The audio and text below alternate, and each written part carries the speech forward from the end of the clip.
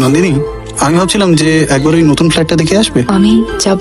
তোমার ফ্ল্যাট তুমি দেখবে না? তোমার যদি পছন্দ না হয়? না, পছন্দ হবে না কেন? পছন্দ হবে।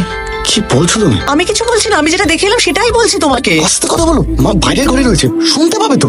তোমার মনে হয় না যে মায়ের শোনাটা খুব দরকার? আর যদি শুনতে নাও পায় তাহলে তুমি গিয়ে কথা বলো। আমি মায়ের সাথে কি কথা বলবো? আচ্ছা ঠিক আছে, মায়ের সাথে কথা নাই বা বললে রুকুর সাথে কথা বলো, নিজের ভাইয়ের সাথে তো কথা বলতে পারো। তোমার মাথা খারাপ হয়ে গেছে না? হ্যাঁ, রুকুর সাথে আমি এই বিষয়ে কথা বলবো? কি সমস্যাটা কি?